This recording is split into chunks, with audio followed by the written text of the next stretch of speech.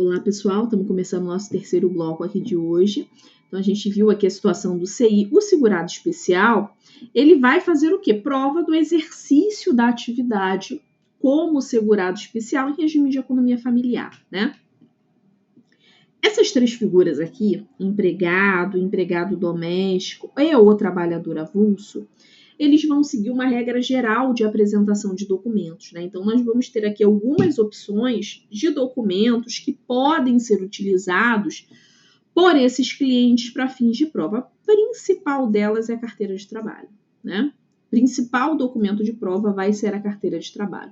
Lembrando, mais uma vez, que esse documento só precisa ser apresentado se eu pretendo comprovar algum vínculo que não está no CNIS, que tem algum indicador de pendência, ou que eu preciso fazer prova de data de saída, enfim, somente para os vínculos que eu preciso comprovar algo, ok?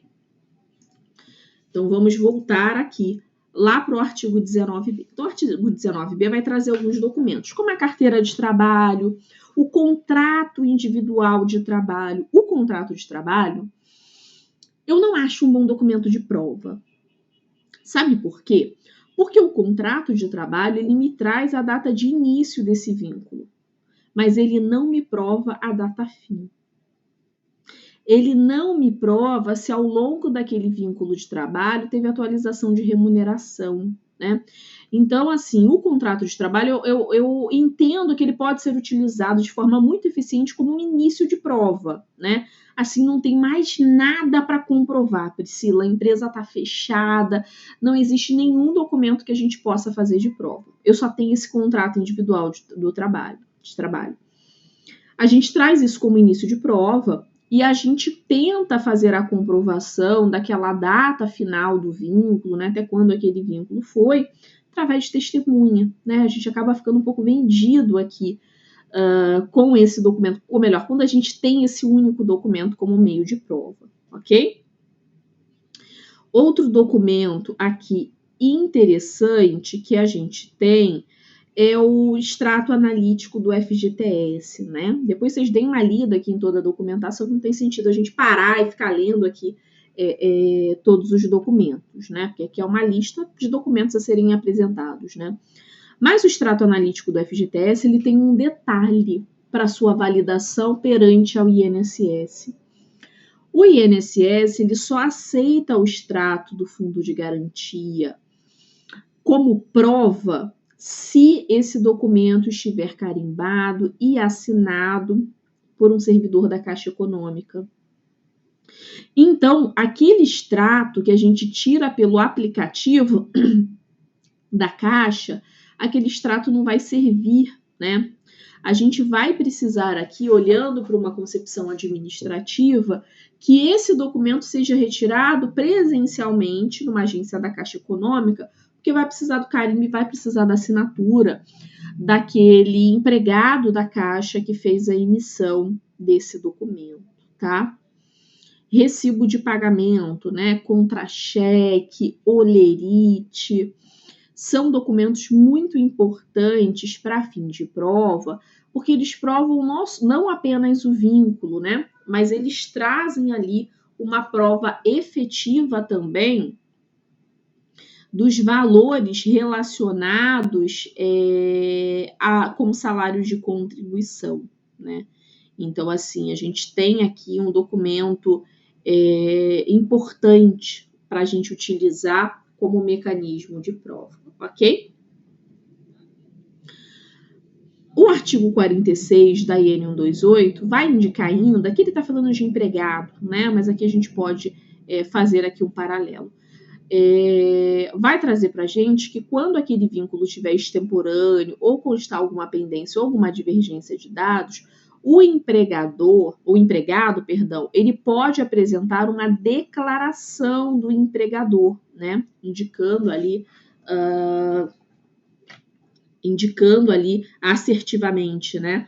Aquelas informações que são necessárias para essa validação, perfeito? Mas, em regra, quando a gente está falando nessa declaração do empregador, é importante que ela venha acompanhada da ficha de registro de empregado. Porque a ficha de registro de empregado é que é o documento oficial interno da empresa que vai trazer todas as informações do meu cliente, né? Data de entrada, data de saída. E é importante que essa ficha de empregado, ela venha ali anexada a ela a ficha financeira, que é onde a gente tem as remunerações do nosso cliente, né? Então é importante que venha essa ficha financeira também, tá? Por que eu estou dizendo isso? Porque a boa parte das empresas, né? Talvez a maioria, elas têm ali na ficha de registro de empregado a ficha financeira já anexa a ela, né?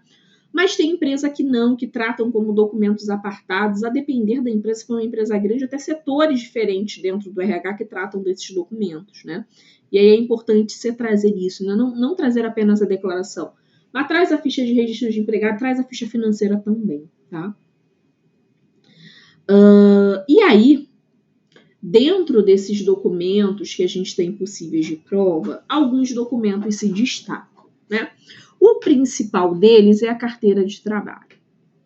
A carteira de trabalho, não achem vocês que é tão simples analisar a carteira de trabalho como prova. Vou demonstrar para vocês que não é. Carteira de trabalho tem uma série de particularidades que precisam ser observadas para que ela seja aceita como um documento, né, capaz realmente de fazer prova. Observem que essa súmula 75 da TNU, que está aparecendo aí para vocês, ela indica para a gente que a carteira de trabalho, ela pode sim ser utilizada como mecanismo de prova de vínculo, né? Desde que ela não apresente nenhum defeito formal que lhe comprometa a sua fidedignidade, né? O que acontecia na prática é que em algumas situações a autarquia não vinha reconhecendo a carteira de trabalho como prova, né? Por isso que precisamos da súmula 75 para poder dizer que não, a carteira de trabalho é prova sim, né? E deve ser aceita. Se lá está indicando que o vínculo existe, ele deve ser reconhecido. No mesmo sentido, o enunciado 2 do CRPS, né? Indicando que a carteira de trabalho ela deve sim ser reconhecida, mais uma vez, desde que ela não tenha ali nenhum defeito formal que venha a comprometer a fidedignidade dela, ok? Priscila, o que pode comprometer a fidedignidade de uma carteira de trabalho? Várias coisas.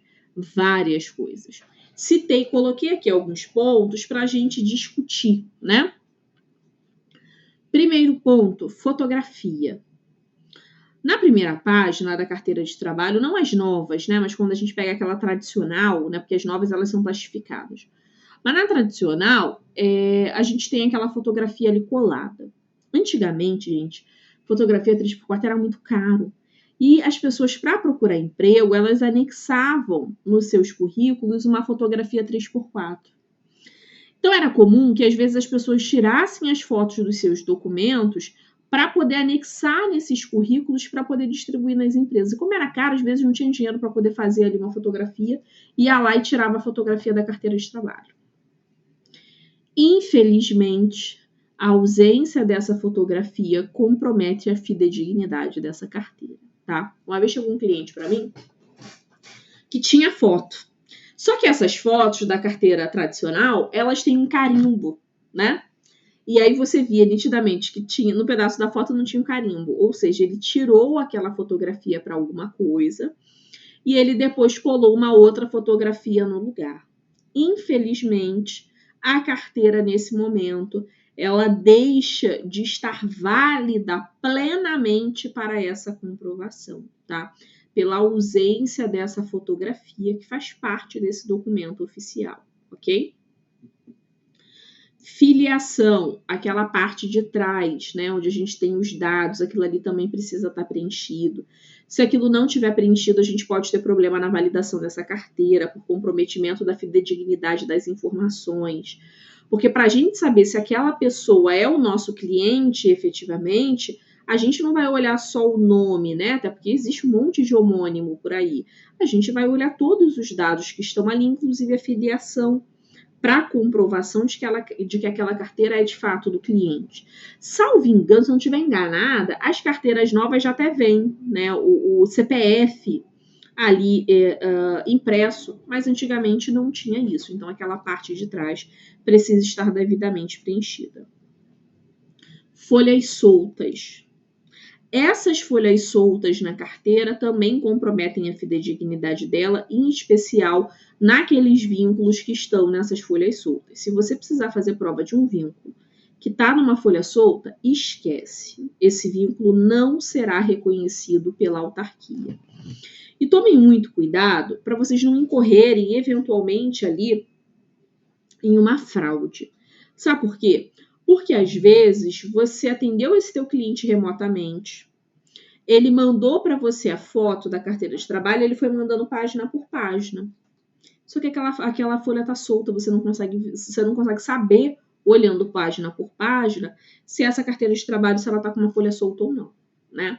Primeiro que você nem deveria aceitar essa documentação assim de forma remota. Mas se aceitou, por favor, não protocole pelo INSS Digital, SAG, Geride. Por quê? Porque lá a gente precisa, ao apresentar um documento, autenticar aquele documento como original. E a gente não pode autenticar como original os documentos que não passaram pela nossa mão, ok? Não podemos autenticar como original os documentos que não passaram pela nossa mão. Tomem cuidado com isso. Inclusive, para que vocês mandem isso para a autarquia, ao digitalizarem a carteira de trabalho, vocês digitalizam aberta, pegando as duas folhas na mesma imagem. Para quê? Para que a gente comprove que não tem nenhuma folha solta ali. Se por acaso a autarquia entender pela necessidade de apresentação desse documento fisicamente na agência, eles podem requerer isso sim, tá? Se eles acham que tem alguma coisa estranha ali com aquela imagem, eles querem ver a carteira, eles podem pedir sim para que você apresente essa carteira original, tá?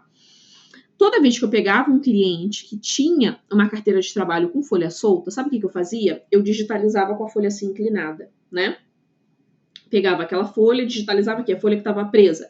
A folha que estava solta, eu colocava ela toda inclinada para o servidor ver que ela está efetivamente solta e marcava lá para ele, para que ele soubesse que, ó, essa página, estou dizendo que é daqui, mas a folha está solta, para que isso ficasse ali visualmente bem claro para ele de que aquela folha estava solta. Gente, não tem jeito. Se estava solta, a gente tem que admitir que tá, né? E tentar buscar ali outros meios de prova. Não tentem fazer esses cambalachos para fazer o negócio passar, porque depois a bomba vai estourar na sua mão, tá? Então não façam isso, indiquem expressamente, coloquem na petição que tá com a folha solta assim e vão buscar outros mecanismos de prova, ok?